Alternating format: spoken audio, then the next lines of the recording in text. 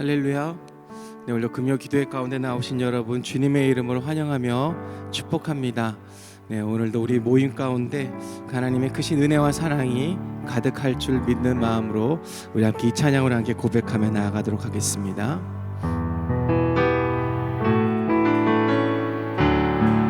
우리 모일 때 주 성령이 임하리. 우리 모일 때 주 이름 높이리. 우리 마음 모아 주를 경배할 때 주님 축복하시리.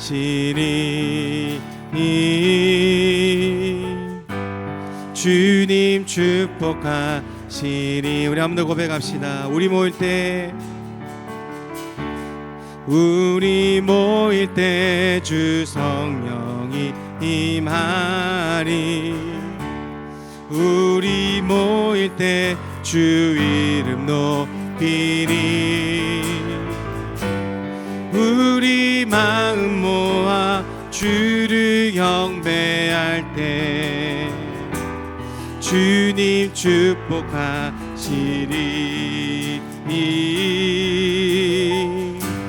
주님 우리 오늘 모임 가운데 임하신 하나님을 기억하며 우리 모일 때 주 성령이 우리 모일 때 주 이름 높이리. 우리 마음 모아 주를 경배하 주님 축복하시리. 주님 축복하시리.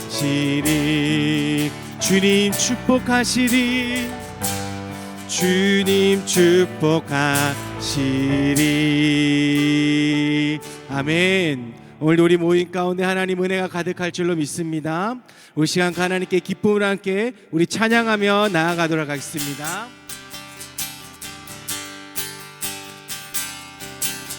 내가 매일 기쁘게 순례의 길에 가면 주의 팔이 나를 안보함이요. 내가 주의 금복을 받는 참된 비결은 주의 영이 함께하니. 성령이 계시네. 성령이 계시네. 할렐루야 함께 하시네. 좁은 길을 걸으며 밤낮 기뻐하는 것 주의 영이 함께하니. 전에 죄에 빠져서 함이 없을 때 예수 십자가의 공로 힘입어 그 발 아래 엎드려 참된 평화 얻음은 주의 영이 함께하니. 아멘. 성령이 계시네. 할렐루야 함께 하시네. 좁은 길을 걸으며 밤낮 기뻐하는 것 주의 영이 함께하니. 나와 동행하시고 모든 염려하시니. 나는 숲의 새와 같이 기쁘다. 내가 기쁜 마음으로 주의 뜻을 주의 영이 아멘. 성령이 계시네. 할렐루야 함께 하시네. 좁은 길을 걸으며 밤낮 기뻐하는 것 주의 영이 함께하니. 세상 모든 욕망과 나의 모든 정욕은 십자가에 이미 못을 박았네. 밤이 지나고 무거운 짐 벗으니 주의 영이 함께하니라. 성령이 계시네. 할렐루야 함께 하시네. 좁은 길을 걸으며 밤낮 기뻐하는 것 주의 영이. 우리 한 번 더. 내가 매일 기쁘게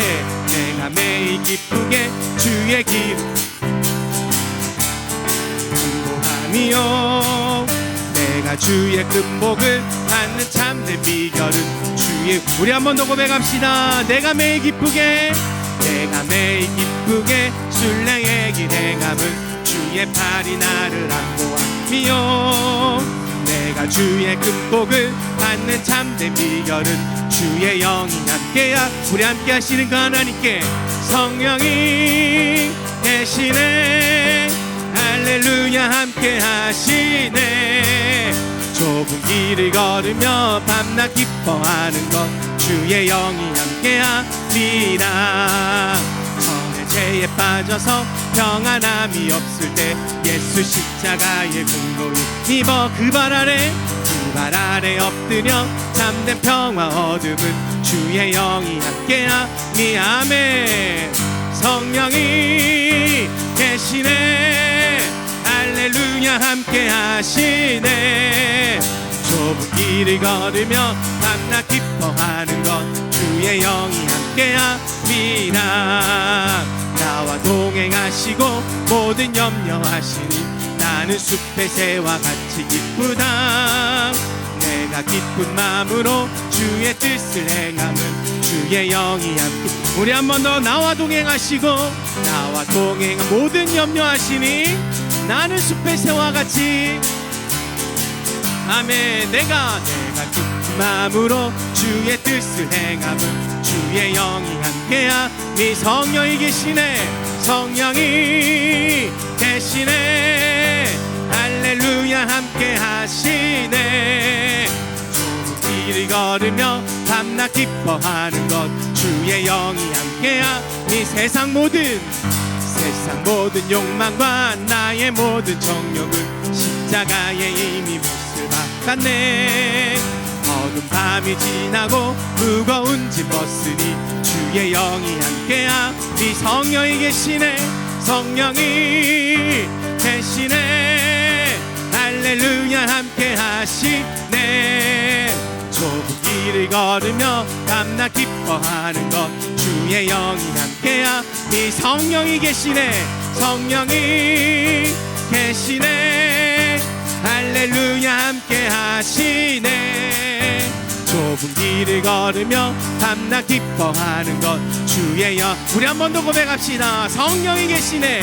성령이 계시네. 할렐루야 함께 하시네. 좁은 길을 걸으며 밤낮 기뻐하는 것 주의 영이 함께함이. 마음속에 근심 있는 사람 주 예수 앞에 아뢰어라.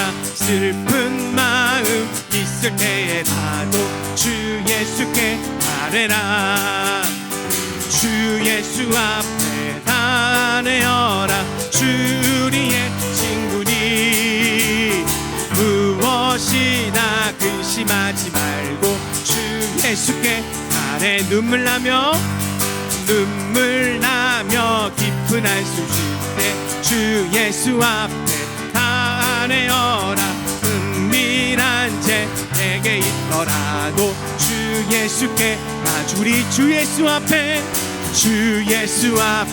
아뢰어라. 주 우리의 친구니 무엇이나 근심하지 말고 주 예수께 아뢰라. 괴로움과 두려움 있을 때에 주 예수 앞에 아뢰어라. 내일 일을 염려하지 말고 주 예수께 아뢰라. 주 예수 앞에 아뢰어라. 주 우리의 친구니 무엇이나 근심하지 말고 주 예수께 죽음 앞에 겁을 내는 자여 주 예수 앞에 아뢰어라. 하늘나라 바라보는 자여 주 예수께 아뢰라. 주 예수 앞에 아뢰어라. 주 우리의 친구니 무엇이나 근심하지 말고 주 예수께. 우리 한 번 더 1절 고백합시다. 마음속에 근심 있는 사람 주 예수 앞에 아뢰어라. 슬픈 마음 있을 때에라도 주 예수께 우리 모든 것을 주님께 주 예수 앞에 다 내어라. 주의 친구들 무엇이나 근심하지 말고 주 예수께 주 예수 앞에 주 예수 앞에 다 주 우리의 친구 되십니다. 무엇이나 근심하지 말고 주 예수께 아뢰라. 아멘. 우리의 모든 걸 책임질 하나님께 우리 영광의 박수 올려드리며 나아가겠습니다. 아멘. 오늘 이 시간 우리에게 필요한 거 다른 거 없고 오직 하나님의 성령만이 우리에게 필요한 줄로 믿습니다. 또 이곳 가운데 하나님의 은혜가 우리 가운데 넘쳐나는 줄로 믿습니다. 우리 그 하나님께 우리 찬양했던 찬양의 고백처럼 우리 친구 되어 주십니다. 우리가 또 친구한테는 모든 것을 얘기하고 의논하지 않나요? 우리 그 친구 앞에 모든 것을 아뢰고 그 친구 앞에 무릎 꿇는 그런 우리의 삶이 되기를 소망합니다. 네. 우리 시간 그 마음을 함께 주님 앞에 고백하며 나아가겠습니다.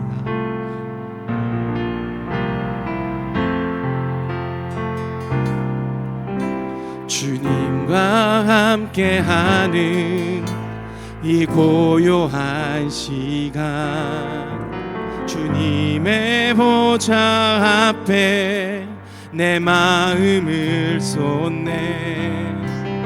모든 것 아시는 주님께 감출 것 없네. 내 마음과 정성 다해 주 바라나이다. 온 맘 다해 사랑합니다. 온 맘 다해 주 알기 원하네. 내 모든 삶 당신 것이니 주만 섬기리. 온 맘 다해 나 염려하지 않아도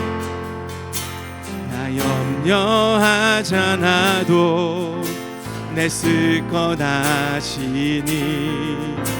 나 오직 주의 얼굴 구하게 하소. 다 이해할 수 없을 때 나도 감사하며 날마다 순종하며 주 따르오리. 다음에 온 맘 다해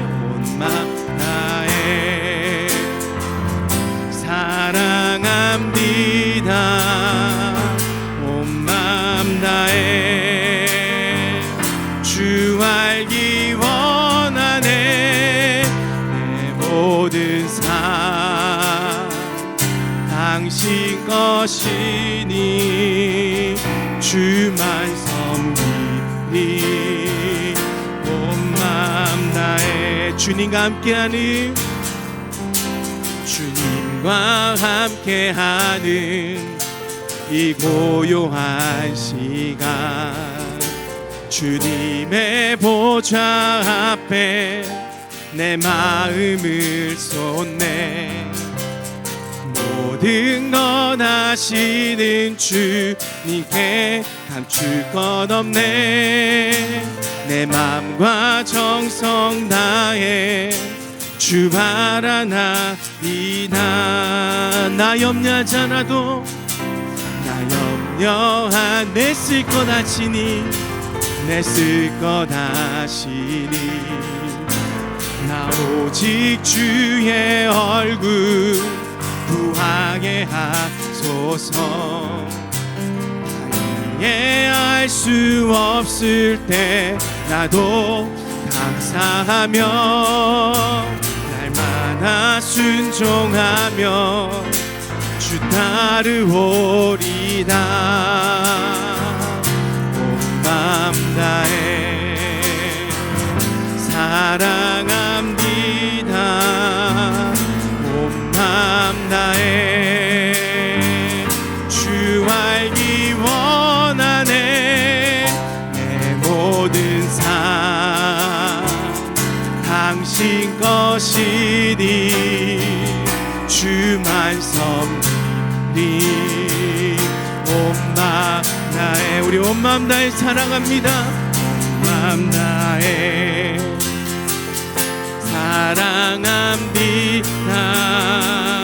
온 마음 다해 주 알기 원하네. 모든 삶 당신 것이니 주만 섬기리.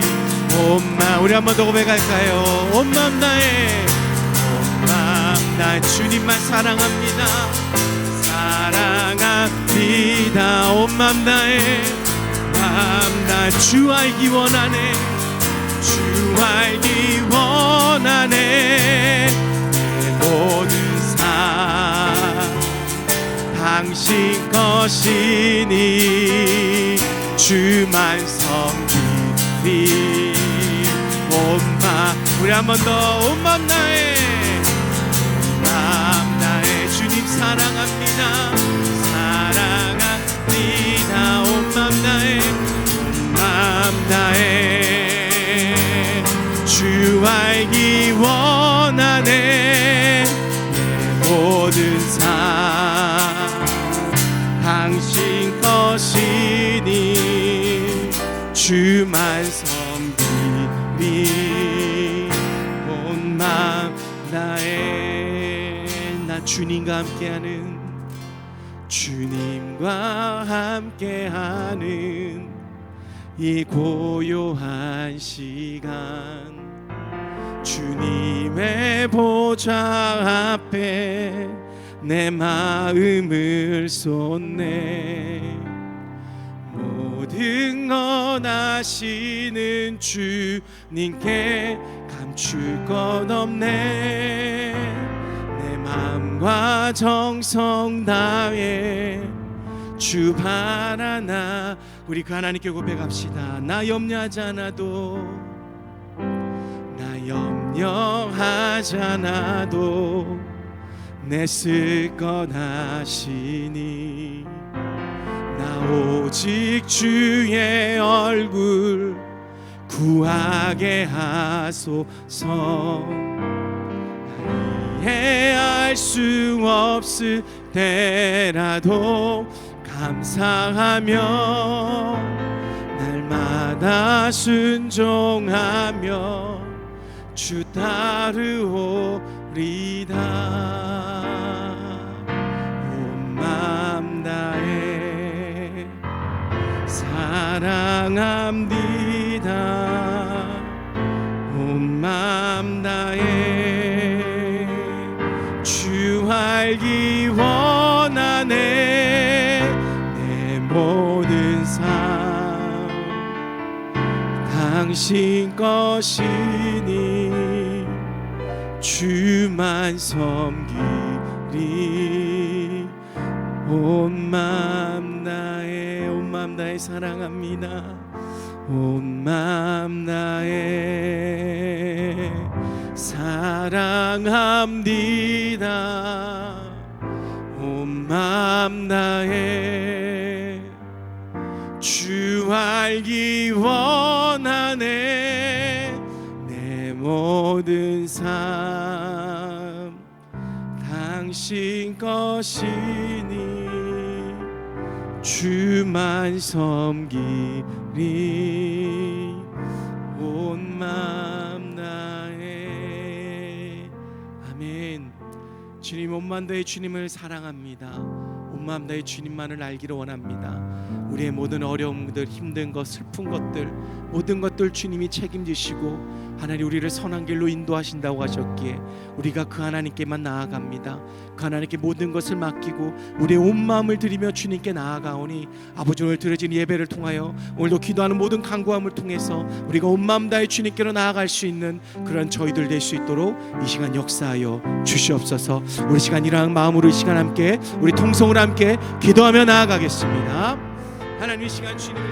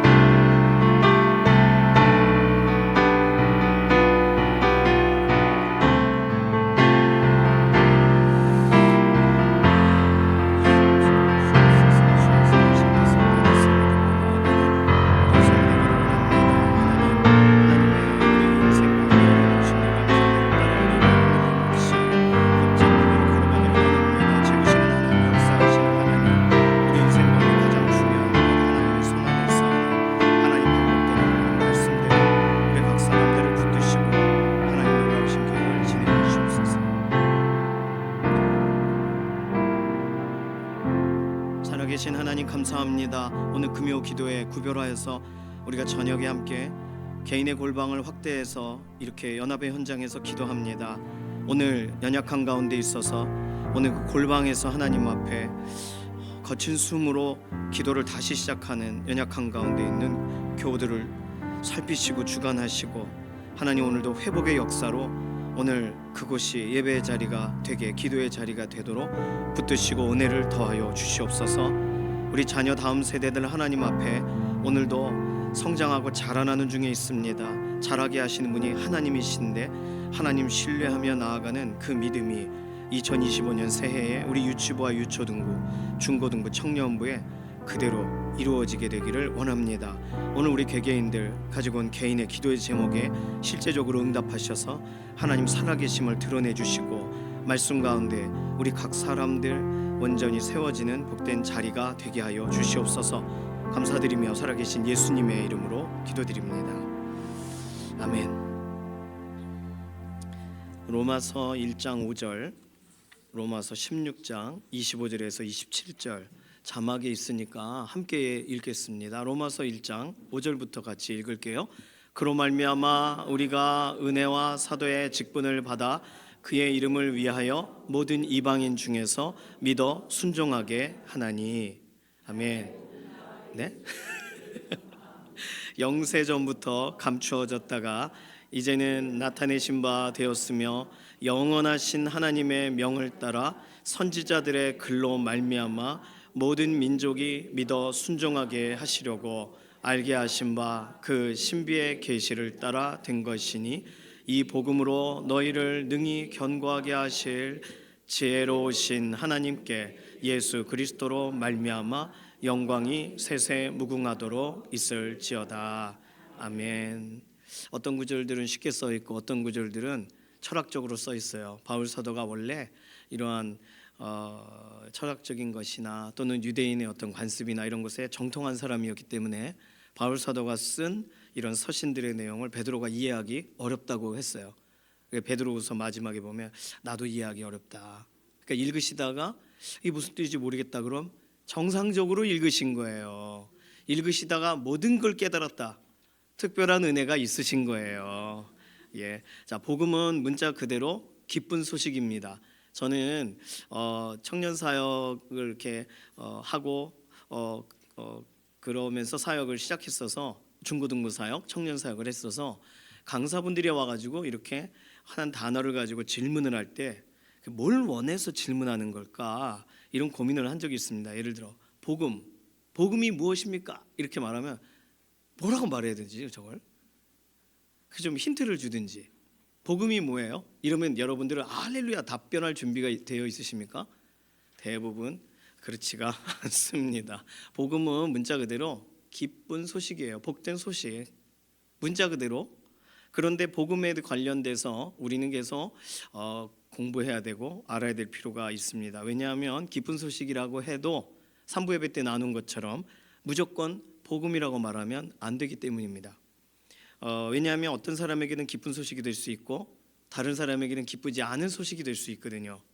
그러니까 그 일을 기쁜 소식, 복음이라고 단정지어서 말하면 안 되는 것을 복음이다라고 소개를 하면 다음번에 진짜 복음을 전하게 될 때 우리는 이중적인 잣대를 갖게 되기 때문입니다. 예를 들어서 누가 막 마음대로 막 죄를 짓고 있어요. 경찰이 추격하는데도 불구하고 계속 죄를 짓고 있어요. 유튜브에 보면은 경찰의 포위망을 잘 피해가는 어떤 고속도로에 하이웨이에 그 도망자를 계속 헬기가 찍는 영상이 있습니다. 기가 막힙니다. 그걸 보면 와 하면서 내가 이걸 왜 놀라하고 즐거워하고 있지? 잡혀야 되잖아요. 이 사람은요. 경찰이 가다 사고 나고 막 앞에서 잡고 뒤에서 잡고 안 잡혀요. 기발해요. 길을 어떻게 잘하는지.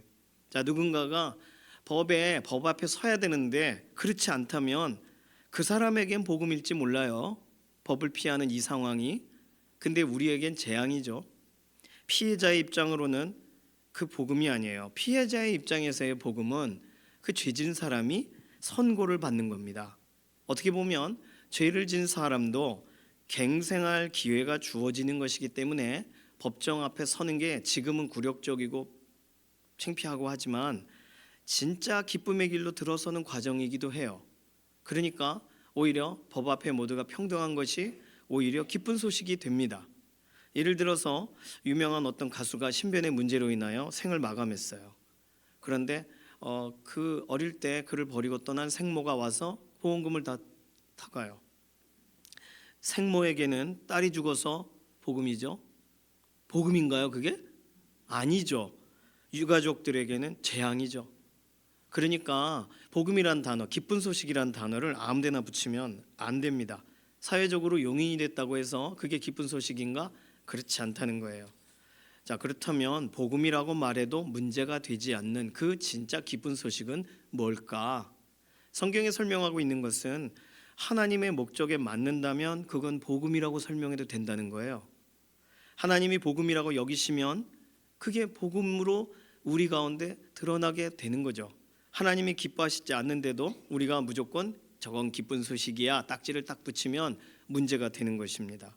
사실 우리가 좋아하는 건 뭐냐면 안정감과 만족이에요.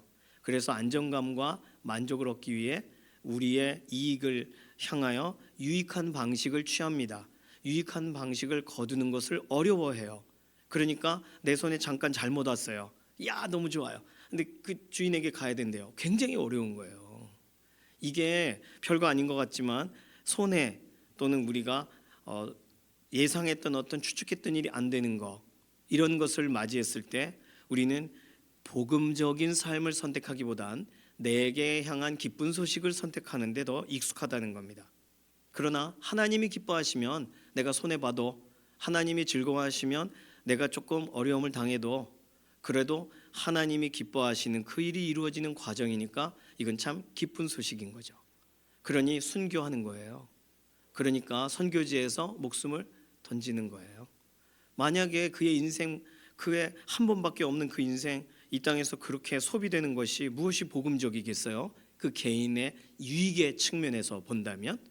그러나 하나님의 전체적인 이 세계를 운영하시고 경영하시는 방식 안에서는 믿음의 사람의 믿음의 행동이 하나님이 기뻐하시는 길에 서 있는 거죠.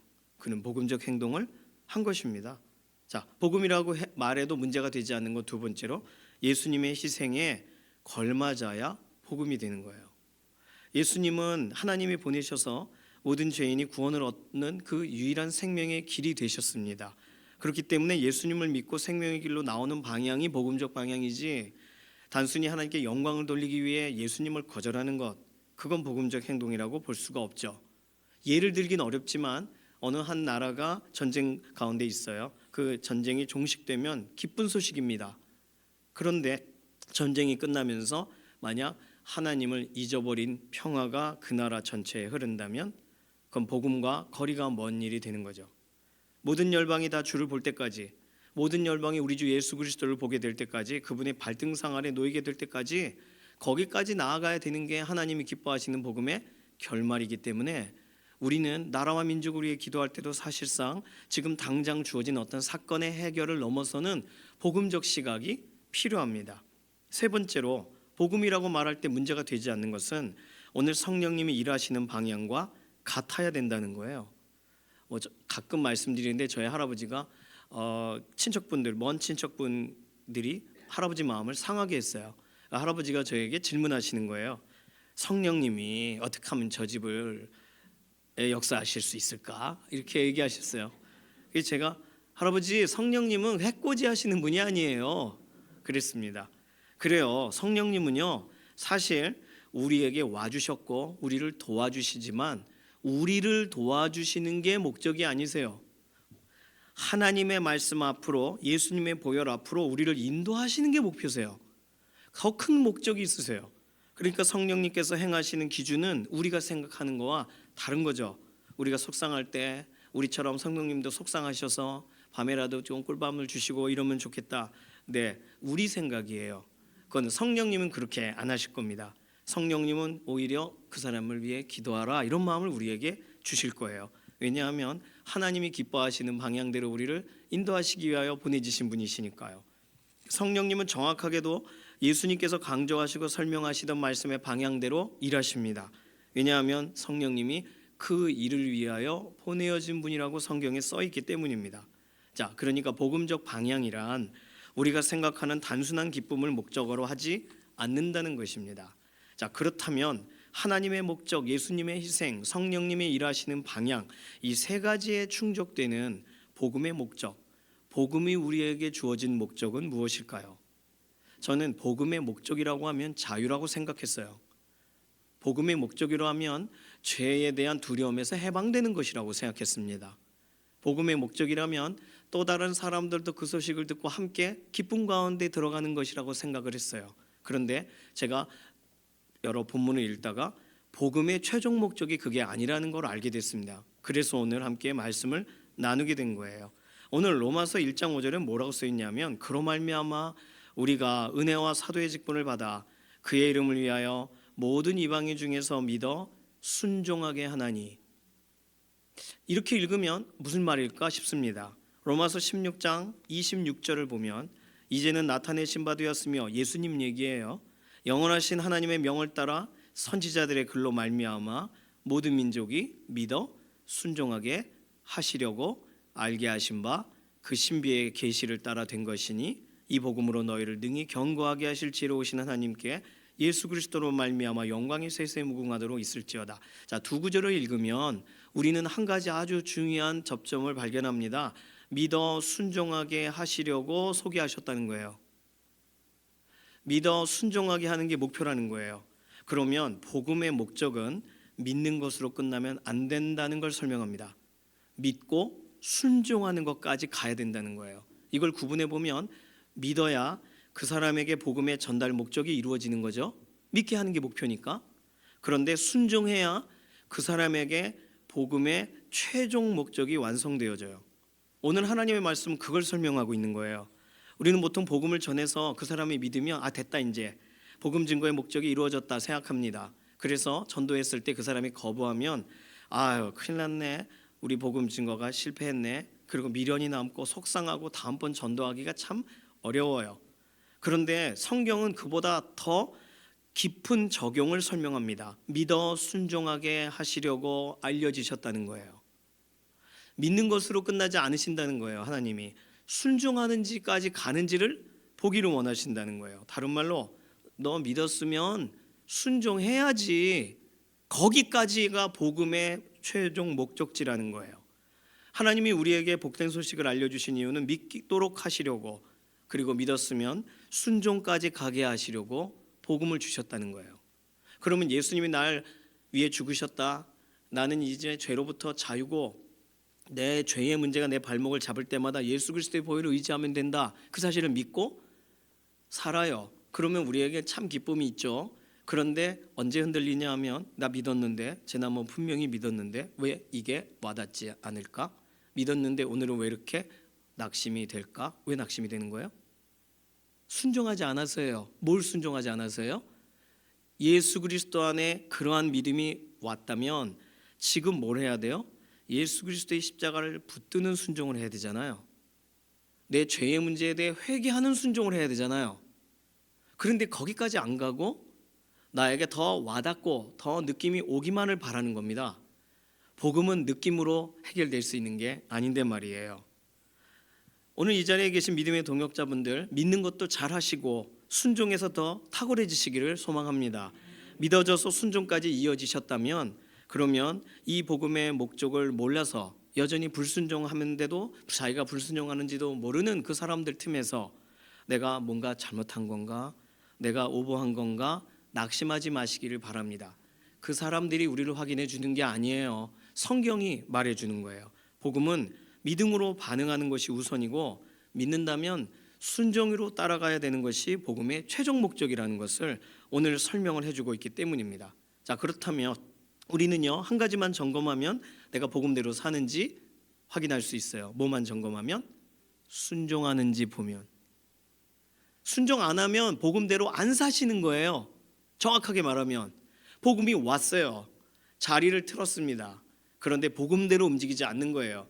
그 로봇에 조종사가 탑승합니다.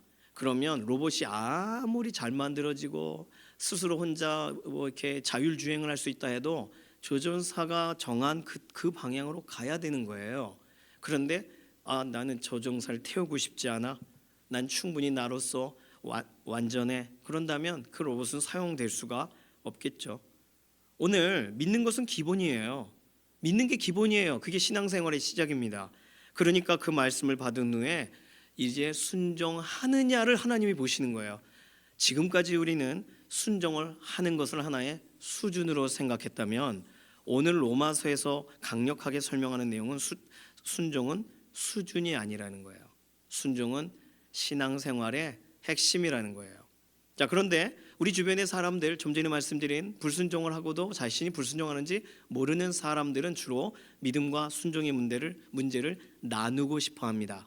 그래서 뭐라고 말하냐면, 너 교회 다니는 거 아는데 술 한잔 마시는 게 뭐 문제 있어? 너 교회 열심히 나아가는 거 아는데 꼭 일요일마다 가야 돼? 한 번 빠지면 안 돼? 믿음과 순종을 구분하는 거예요. 복음이 너에게 도착한 거 인정하니까 거기까지만 해. 세상의 사람들은 복음의 사람들을 향해 알 수 없는 요구를 합니다. 그런데 우리는 그 요구가 맞다고 생각하는 거예요. 어릴 때부터.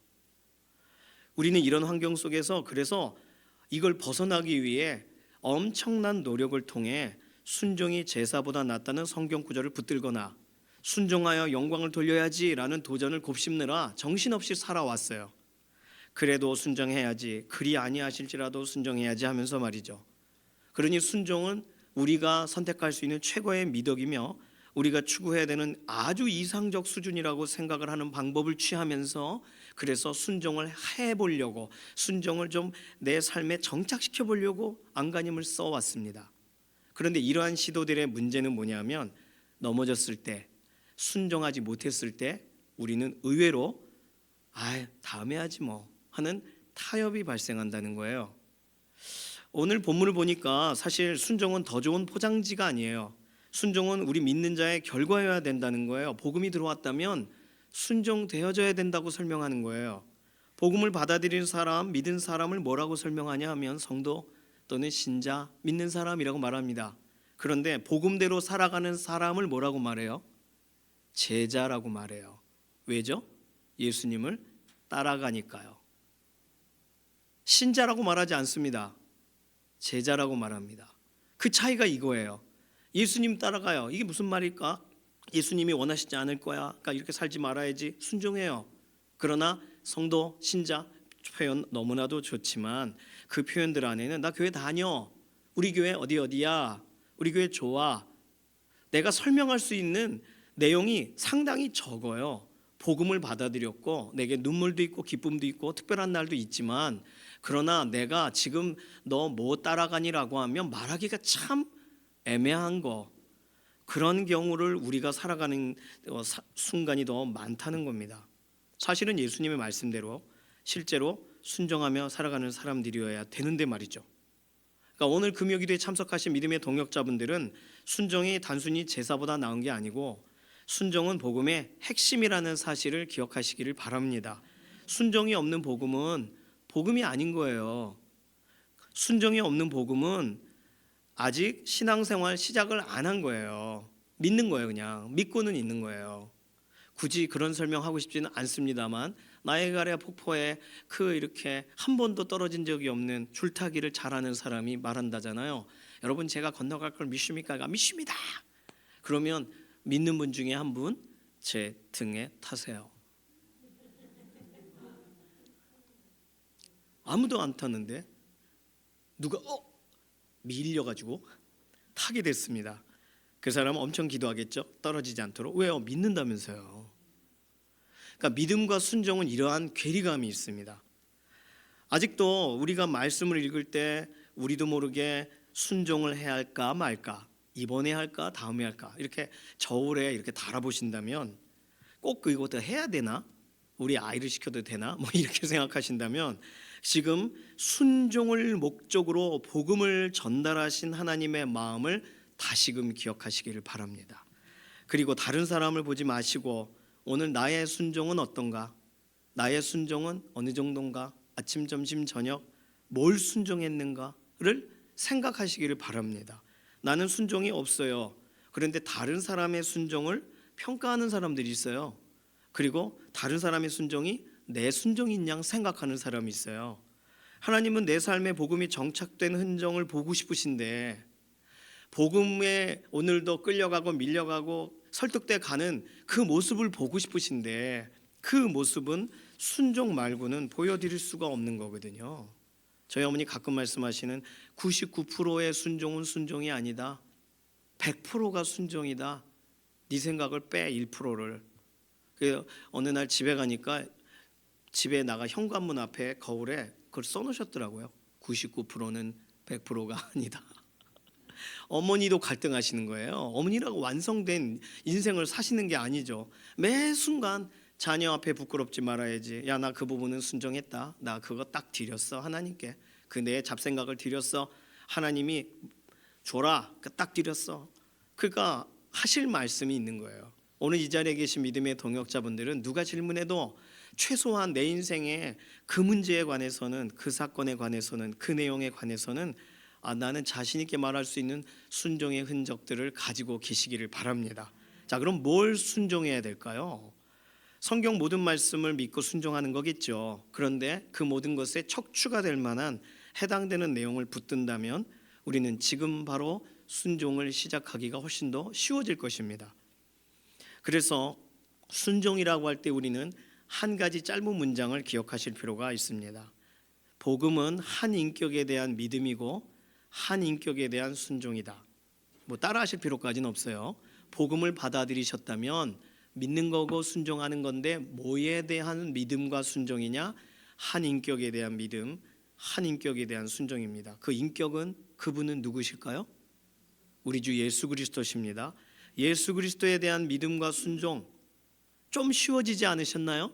믿는다라고 할 때 뭘 믿어? 무엇을 믿어라고 할 때 예수님이 날 위해 죽으셨다는 걸 믿고, 예수님이 나에게 오늘도 누구에게 나아가라 용서하라라고 권면하신다는 사실을 믿어요. 그 믿음 다음인 실제적인 순종, 용서와 권면과 사랑과 축복과 실제적으로 거기를 가서 거기서부터 출발하는 그 순종이 예수님이 말씀하신 지상태 명령이라고 하시는 너희는 가서잖아요. 가는 것부터가 시작되는 우리 삶에 예수님이 원하시는 순종의 걸음이죠.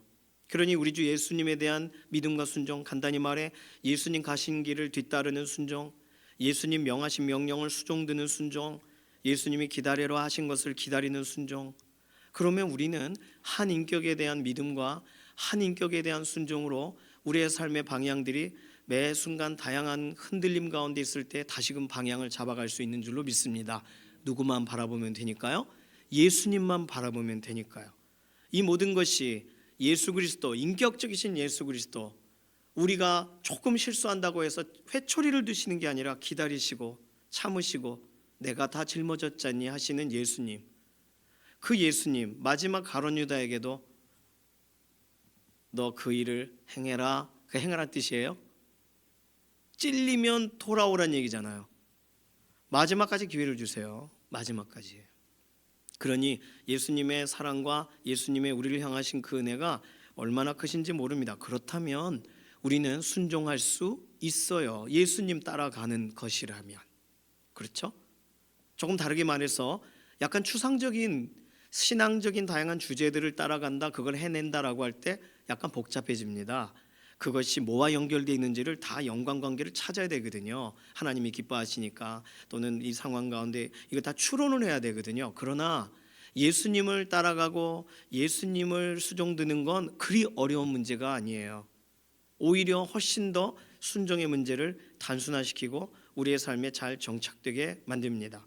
그렇다면 오늘 우리가 순종한다고 할 때 부단히 내 발의 등이고 내 빛이 되시는 예수 그리스도의 말씀을 우리가 따라가야죠.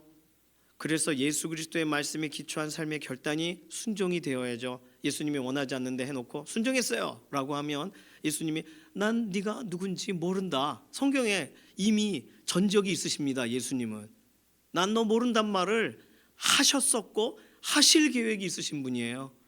그러면 예수님과 관계된, 예수님과 상관이 있는 순종이라면 예수님이 하라고 하신, 맨날 하라고 하시는, 맨날 기억하라고 하신 그건 알아야 되잖아요. 먼저 그 나라와 그 일을 구하라. 그리하면 이 모든 것을 너에게 더하시리라. 예수님이 말씀하셨고 우리는 먼저 그 나라와 의를 구하라. 노래도 불러요. 그러면 해야죠. 그럼 먼저 그 나라와 그 의는 뭐예요? 내 이익과 하나님의 나라와 의를 비교해 봐야죠. 순종이 그렇게 시작이 되는 것입니다. 오늘 예수님이 가라 하시면 가고 뛰라 하시면 뛰고 서라 하시면 서고, 그게 그 노래처럼 되나? 주님 말씀하시면 내가 나아가리라, 주님 뜻이 아니면 멈춰서리라. 어떻게 해야 돼요? 확인해야죠. 그러니 인격이신 예수 그리스도 앞으로 나아가는 일이 순종이든 우리 삶에 일어난 어떤 열매든 그 시작점에 있어야 되는 줄로 믿습니다. 예수님을 인격적으로, 우리를 이미 인격적으로 대하시는 예수님 앞에 우리의 삶의 작은 순종이 결국은 복음의 최종 목적이니까, 다른 말로 우리 주 예수 그리스도께 굴복하는 것이 하나님이 기뻐하시는 복음을 주신 목적이니까, 그럼 우리는 예수님 따라가고 예수님께 나아가는, 예수님을 온전히 존중하고 수종드는 것이 우리의 삶에 아주 보편적인 매일의 삶의 자리가 되어야 하는 줄로 믿습니다. 예수님을 인정하고 예수님 사랑해요 말하지만 실제로 예수님 말씀 따라가지 않으면 순종이 아니에요. 예수님 좋은 분이죠. 오병이어 현장에서 떡과 물고기 먹었다고 해서 모든 사람이 예수님 따라갔습니까? 아니요. 예수님이 밥 준다고 하면 밥 먹으러 가고, 예수님이 고치신다고 하면 고침 받으려고 갔지 제자들처럼 따르지는 않았다고요. 그러면 우리는 샘플도 있어요. 어떻게 따라가야 되는지에 대한 샘플도 있습니다. 제자들, 12제자들처럼 우리는 예수님 따라가야 돼요. 그게 순종이라면, 그것이 순종을 설명할 수 있는 가장 좋은 그런 해설이라면 우리는 너무 좋은 본을 가지고 있는 거 아닙니까? 예를 들어 12제자가 다 예수님 가시는데 맨날 따라간 거 아니에요? 어떤 제자들에게는 먹을 거를 사러 보내시고 어떤 제자들에게는 가끔 변화산에 몇 명만 데리고 가세요. 거기서 제자들이 할 수 있는 순종은 여기 있어라 그러면 여기 있으면 돼요. 가자 그러면 가면 돼요. 여기 초막을 지을까요? 그럼 내려가자 그러면 네, 그리고 내려가면 돼요. 그러니까 예수님이 하라 하시는 거를 하면 됩니다. 너무 간단하죠. 그러면 우리의 인생 가운데 예수님을 인격으로 섬기는 일이 너무나도 중요해요. 예수님의 말씀을 문자적으로 받아들이는 일이 아니라, 오늘 예수님 제가 오늘 어떻게 할까요? 예수님 말씀해 주세요. 예수님과 대화하는 것이 우리의 순종의 시작입니다. 그러니 히브리서 5장 9절엔 이렇게 말해요. 자기에게 순종하는 모든 자에게 영원한 구원의 근원이 되신다. 자, 원래 예수님은 구원의 길이십니다. 예수님은 우리를 구원하러 오셨어요. 그런데 히브리서 5장 9절은 복음의 최종 목적이 순종이니까 그 순종에 걸맞게 자기에게 순종하는 모든 자에게 영원한 구원의 근원이 되신다는 말을 일부러 써놨어요. 순종하는 자에게 구원의 근원이 되신대요. 순종하지 않는 자에게 구원함이 없다는 뜻이 아니라 순종하는 자에게, 왜요? 예수님도 하나님의 뜻에 순종하셨으니까가 히브리서 5장 8절에 써 있습니다. 그가 아들이심에도 불구하고 하나님의 뜻에 순종하셨어요. 그랬기 때문에 어느 누구라도 예수님께 순종하는 모든 자의 영원한 구원의 근원이 되신다. 이렇게 설명하고 있는 겁니다. 자, 오늘 더 설명드리기 어렵습니다. 순종, 선택이 아니라 하나님이 오늘 나의 삶에 가장 원하시는 건 순종이라는 거, 믿는 그 다음까지 가야 된다는 거. 그러니 오늘 이 자리에 계신 분들 순종 더 미루지 마시기를 바랍니다. 순종을 최고의 목표로 삼으시기를 바랍니다. 조금이라도 눈꽃만큼이라도 순종에 대한 고민이 든다면 그 마음을 하나님 바꿔달라고, 성경대로 받아들이게 해달라고, 순종이 결론이 되는 인생이 되게 해달라고 기도해야 됩니다. 그 순종을 우리 주 예수님을 따르는 데 허비하시고, 우리 주 예수 그리스도에게서 기뻐하시는 것을 위해 허비하시고, 그렇게 살면 사람들이 복음을 보게 되는 거예요. 복음을 다른 방식으로 보지 않게 하시기를 바라요. 예수님이 날 위해 죽으시고 굉장한 설명을 하실 수 있겠지만, 그러나 복음대로 사는 모습이 훨씬 더 그들에게 중요합니다. 곁에 있는 사람에게 복음 전하기가 어려운 이유는 복음대로 사는 모습을 잘 안 보여주기 때문이에요. 왜 그러세요? 보여주세요. 나 엄마가 기도한 대로 하나님이 인도하셨다? 야, 이 문제가 있었는데 다른 거 안 했어. 기도 동역자에게 기도 부탁했고 기도 같이 했어. 하나님이 인도하시더라.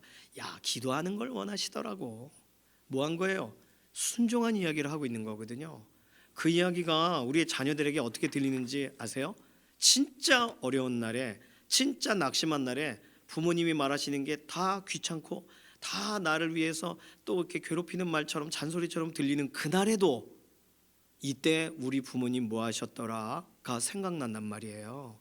그러니 순종은 보여지는 복음이에요. 하나님이 주신 그 은혜에 반응하는 그 사람들의 삶이 그대로 들어가 있는 그러한 모습이 순종 안에 들어가 있습니다. 오늘 우리가 혹시 그동안 순종하지 않았던 것 생각나신다면 오늘 이 자리에서 다시금 순종하기로 결단하시고, 하나님께서 나의 인생에 오늘도 순종하라 명하시는 것을 내가 잘 못 알아들었다면 알아듣게 해달라고 구하시는 기도가 필요합니다. 이 시간부터 좀 잠깐 기도하는 시간을 갖고 개인 기도로 들어가겠습니다. 이 시간 기도할 때는요, 예수님 나를 사용하소서. 구원도 좋고 행복도 좋은데 그 다음을 살게 하소서. 하나님이 기뻐하시는 제대로 된 복음의 정착인 순종, 예수님 따르는 순종을 오늘 이 자리에서도 시작하기를 원합니다. 이제 복음대로 살기로 결단합니다. 나를 받아주시고 나를 인도해 주시옵소서. 그동안 멈췄었던 머뭇거렸던 현장을 다시금 나에게 열어주셔서 순종함으로 영광 돌리도록, 순종함으로 복음이 들어오는 목적이 완전히 이루어지는 그 현장을 하나님께 보여드리도록 그렇게 나의 삶을 사용해 주소서. 우리 개인적 결단으로 함께 통성으로 기도합니다. 살아계신 하나님 감사합니다. 오늘 나의 인생 가운데 하나님께서 허락하신 그 은혜가 있고 너무나도 큽니다. 그런데 은혜를 더 사모하고 또 은혜를 사모하는 나의 삶을 살아갈 때가 있습니다. 하나님, 오늘 믿어지게 하신 그 이유가 오늘 우리의 삶 가운데 그 말씀대로 살도록 순종하도록 우리를 부르신 것인데 그 사실에서 절대로 흔들리지 않게 하시옵소서. 예수님 나를 인도해 주셔서 예수님 기뻐하시는 대로, 예수님 원하시는 대로 순종이 실제적으로 열매 맺어가도록, 하나 순종했는데 또 다시 순종할 수 있고 예수님 기뻐하시는 일을 또 할 수 있고, 그렇게 하다가 우리 주변의 사람들이 순종이 무엇인지, 복음에 녹아진 사람이 무엇인지를 발견하게 되는 은혜의 자리에 서게 하여 주시옵소서. 우리의 주인은 예수님이십니다. 주님 원하시는 대로 우리를 인도하실 수 있습니다. 원하시는 대로 우리를 이끌어 가실 수가 있습니다. 원하신 대로 우리를 바꿔가실 수가 있습니다. 오늘 복음이 우리의 삶에 깊이 적용되어 드러나는 현장, 순종의 현장으로 영광 돌릴 수 있도록 우리의 인생을 붙잡으시고 새롭게 하시옵소서. 지금까지 멈췄었던 순종의 자리로 돌아갑니다. 해야 되는데 못했었던 미뤘던 순종의 자리로 돌아갑니다. 하나님이 말씀하셨는데 내가 또 다음번의 기회를 또 주시겠지 했던 나의 여러 아집과 고집을 내려놓고 순종의 자리로 나아갑니다. 말씀대로 살기를 원하고 말씀대로 이끌려가는 믿음의 인생 되게 하여 주시옵소서. 오늘 세상 수많은 사람들이 순종해도 내가 순종하지 않을 때 복음이 내 삶에 깊이 들어온 것을 확인할 길이 없으니 오늘 내 안에 순종이 다시금 시작되게 하시고 순종의 그런 물살이, 금물살이 진행되게 하셔서 하나님 내 인생에 정말 지금까지 없었던 놀라운 은혜의 현장들이 맛보아지게 경험되어지도록 하나님 자랑스럽게 나눠질 수 있는 현장이 되게 순종의 믿음의 걸음들이 우리의 삶에 시작되게 하시옵소서. 순종 없는 인생을 생각할 수 없는, 순종 없었던 시간을 생각할 수 없는 그런 삶을 살아가기를 원합니다. 오늘 우리의 삶의 걸음들을 주관하시고 붙잡아 주시옵소서. 두 번째 기도 제목으로 기도합니다. 우리 자녀들이 우리를 인도해 가실 유일한 인격 되시는 예수 그리스도께 순종하게 하소서. 우리 유치부와 유초등부, 중고등부, 청년부 매 주일 예수님을 만나는 현장이 되게 하시고 예수님을 믿는 현장들 뿐만 아니라 순종을 결단하고 흩어지고 한 주간의 삶이 실제적으로 그 말씀에 순종하는 순종의 열매를 들고 그 다음 주에 선생님들을 만나게 되는 그런 믿음에 계속 반복되는 재생산이 일어나게 하소서. 특별히 청년부 단기 선교 기간 축복하며 기도하시면서 우리 주 예수 그리스도께 각 사람들 7명의 팀원 모두가 순종하다 오게 하소서. 하루 1시간 무엇이든 선교사님을 돕는 방식이든 어린아이들을 전도하는 이야기든 예배의 시간에 특송을 하고 간증을 하는 것이든 무엇이든 예수 그리스도께 순종하는 과정이 되게 하소서. 그래서 필리핀 그 땅에서 복음의 목적이 실시간으로 이루어지는 역사를 하나님이 기뻐하시는 자리들이 일어나게 하소서. 이 시간 다음 세대 축복하시고 청년부 단기 선교 위해서 함께 기도합니다. 살아계신 하나님, 하나님의 크신 은혜를 찬양합니다.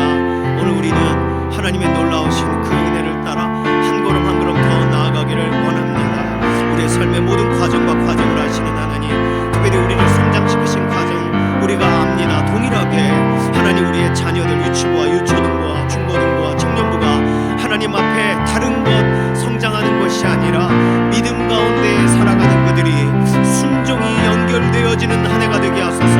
믿는 대로 사는 삶이 되게 하소서. 믿는 대로 증거하는 삶이 되게 하소서. 믿는 대로 그대로 구하는, 믿는 대로 하나님을 의지하는, 믿는 대로 하나님을 의심하지 않는, 믿는 대로 주 말씀 따라가는 그런 순종자들이 되게 하소서. 주일마다 선교사님을 통하여, 목사님을 통하여 말씀을 듣습니다. 그 말씀 선생님들을 통하여 기도의 현장에 섭니다. 하나님, 담아진 메시지가 그들의 삶의 주중의 순종의 현장으로 연결되게 하시옵소서. 그들이 배운 것은 작아 보이나 그 하나가 삶에 온전히 심어져서 순종의 싹이 자라나는, 그래서 다음 주일에는 지난주에 배운 대로 어떻게 순종했는지가 증언되고 그렇게 간증되어지는 믿음의 현장이 되게 하시옵소서. 하나님의 놀라우신 은혜를 따라서 믿음으로 한 걸음 나아가는 다음 세대들 되기를 원합니다. 청년부를 축복합니다. 청년부 단기 선교 헌신한 믿음의 세대들, 하나님 한 사람 한 사람들이 이번 청년부 단기 선교 헌신의 기간 동안 어느 곳에 가든 예수 그리스도를 향한 순종의 현장이 되게 하소서. 필리핀 각 땅에서 복음의 목적이 실시간으로 이루어지게 하소서. 믿는 대로 어떻게 살아가는지를 그 삶 가운데 드러내게 하시고, 필리핀에 있는 각 사람들이 그 모습을 보고 하나님 살아계심에 대해서 증언하는 현장이 되게 하소서. 하나님, 그래서 필리핀에 있는 체류하는 기간, 모든 기간이 복음이 열매 맺고 복음이 순종으로 그 땅 가운데 드러나며 복음이 감춰질 시간이 없는, 복음이 완전히 드러나는 믿음의 현장이 되게 하시옵소서. 하나님의 놀라우신 계획을, 하나님의 오전하신 계획을 이루어드리고 돌아오는, 그래서 복음이 실제로 맛보아지고 돌아오는 그런 은혜의 현장들이 되게 하여 주시옵소서. 주님을 찬양합니다. 세 번째 기도 제목 가지고 기도합니다. 세 번째 기도 제목은 연약한 교우분들을 위해서 기도합니다. 예수님이 일어나 걸으라 하시는 말씀에 몸이 순종하게 하소서. 예수님께서 병에서 놓여 평안할지어다 하신 그 말씀에 실제적으로 몸에 실제적인 순종이 일어나게 하소서. 듣는 자는 살아나리라 하셨는데 말씀이 들려질 때마다, 말씀이 떠올라질 때마다 몸의 모든 죽은 것 같은 세포들이 살아나는 역사를 보게 하소서. 항암 치료의 좋은 결과를, 그리고 병상에서 하나님이 실제로 일으키시는 역사를 우리가 기대하고 사모하고 바라보고 믿음의 소망 가운데 있어 오늘도 낙심이 아니라 말씀을 붙드는 자리로 나아가는 연약한 가운데 있는 교우들을 축복하면서, 하나님 그곳에 실제적인 말씀이 열매 맺고 이루어지고 몸이 순종하게 하소서. 우리 선포하며 기도합니다. 살아계신 하나님, 하나님의 놀라우신 은혜를 찬양합니다. 하나님, 이 시간 우리가 선언합니다. 이 시간 나사렛 예수의 이름으로 명하노니 병상에 있는 교우들은 예수 그리스도께서 선언하시는 일어나 걸으라 하시는 말씀에 몸이 순종하게 하소서. 김기욱 집사님, 김명대 장로님, 실제적으로 그 말씀에 몸이 반응하여 일어나게 되는 놀라운 은혜의 현장들이 속히 일어나게 되어지기를 원합니다. 예수 그리스도께서 병에서 놓여 평안할지어다 말씀하시는 그 말씀이 우리 예시원 권사님, 우리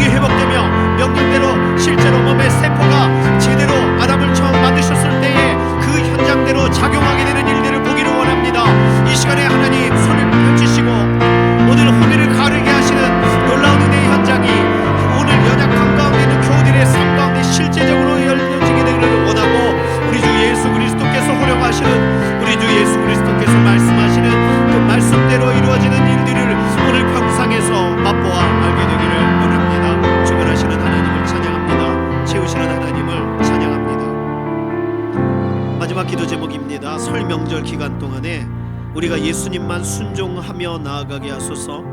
예수님께서 전하라 하시면 전하고 불 꺼주셔도 돼요. 예수님께서 복음을 부끄러워하지 말고 내어놓으라고 하면 어느 누구에라도 한마디라도 한 고백이라도 숨을 참지 않고 온전히 올려드리는 신앙 고백이 열매 맺는 자리가 되게 해달라고.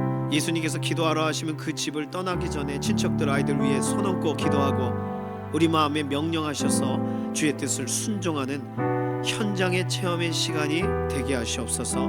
설 명절 기간 하나님 우리를 주 예수 그리스도를 향한 온전한 순종의 도구가 되게 하소서. 우리 삶을 맡기는 기도로 우리 주여 한번 부르짖고 통성으로 기도하면서 자유롭게 기도하며 나아갑니다. 주여